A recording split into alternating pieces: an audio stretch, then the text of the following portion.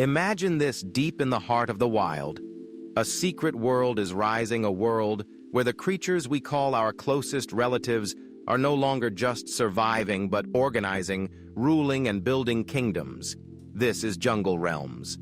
And today we ask the question, if apes built kingdoms, would they rival humans? The thought alone shakes the foundations of what we believe makes us unique. Because if you look closer at the biology of apes, you will see that the difference between them and us is far slimmer than most people realize. The answers hidden in their muscles. Their minds and their social bonds could change how we see the future of life on Earth forever. Apes are not just animals swinging through trees or lounging in the forest. They are living blueprints of intelligence, strength, and survival. A gorilla's arm has up to 6 times the strength of a man's. A chimpanzee can remember number patterns faster than most humans, and an orangutan can solve puzzles that would stump a child. Beneath their wild fur and primal screams hides the truth. They are not far from us. They are us. And the idea of them building kingdoms is not as far-fetched as it seems, because biology already gave them most of the tools they need. At the heart of every kingdom is organization, hierarchy, and communication. And here apes already shine.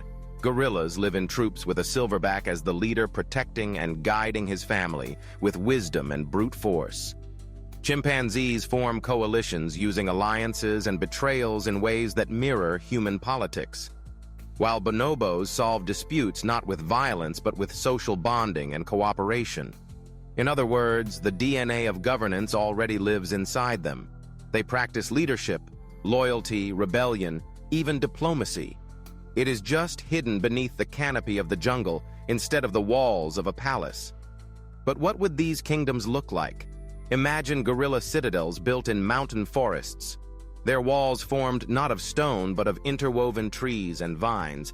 Imagine chimpanzee cities in the savannah where complex social contracts are enforced through dominance ritual, and group memory. Picture orangutans ruling the swamps, creating networks of rope bridges and safe havens above the flooded lands. Each ape species would craft a realm that reflects their biology, their environment, and their minds. Their kingdoms would not be replicas of ours. They would be something entirely new, shaped by muscles, instincts, and survival strategies that humans lost long ago. Now think of the tools. Humans once believed that tool-making was the ultimate sign of intelligence. Yet chimpanzees strip sticks to fish termites. Gorillas use branches as walking staffs. Orangutans fashion umbrellas from leaves to shield themselves from rain. These are not just tricks. They are the beginnings of technology, and technology is the foundation of civilization.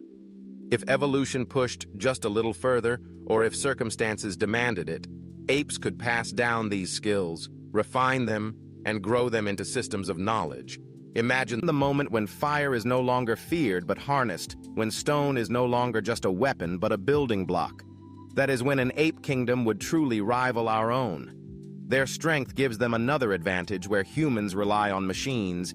Apes could build with sheer power.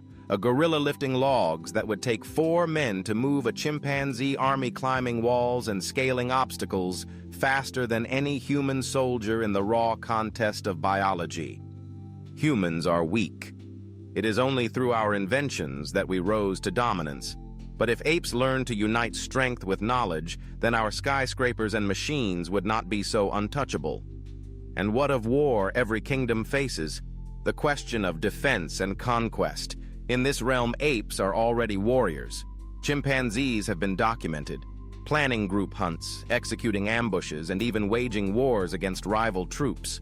Their tactics mirror those of early human tribes, scouts flanking attacks and brutal raids.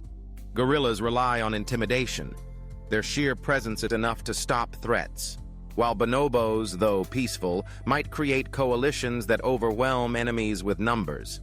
If kingdoms formed, war would not just be possible, it would be inevitable, and an ape army organized and united could shake the balance of power on Earth. But kingdoms are not just about power, they are about culture. And here lies the most intriguing secret apes already have. The seeds of culture. Chimpanzees in different regions use different tools. almost like cultural traditions. Gorillas drum on their chests in unique rhythms that can identify individuals like names. Orangutans teach their young behaviors that vary from group to group. What is culture, if not the passing down of knowledge, habits, and symbols? If apes were given kingdoms, their culture would blossom into rituals, myths, and even laws. Their kingdoms might not build monuments of stone, but living monuments of sound, gesture, and memory. Now compare this to humans. Our kingdoms rose on the back of language, fire, and farming.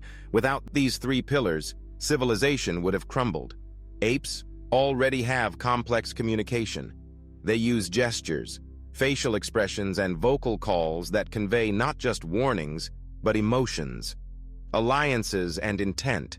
Some studies even suggest they understand fairness and justice. If language were to evolve just a few steps further, they would have the final key to rival us, a shared tongue, to unite clans into kingdoms and kingdoms into empires. But here comes the speculative storm. What if these kingdoms grew unchecked? What if apes, fueled by intelligence and strength, looked beyond their forests and mountains and swamps? What if they decided that humans were not allies but rivals? Their kingdoms could expand into our cities. Their armies could raid our farms. Their rulers could command attacks on our borders. We often see ourselves as the top of the pyramid. Yet in this vision, the pyramid tilts, and humans are forced to defend their place.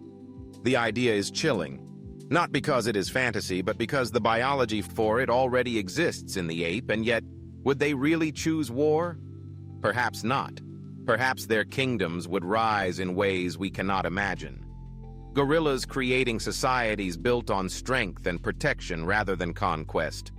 Bonobos weaving cultures of peace and cooperation where resources are shared. Orangutans crafting wisdom. Councils high in the canopy, slow and thoughtful in their decisions. Their kingdoms could rival ours, not in violence but in balance.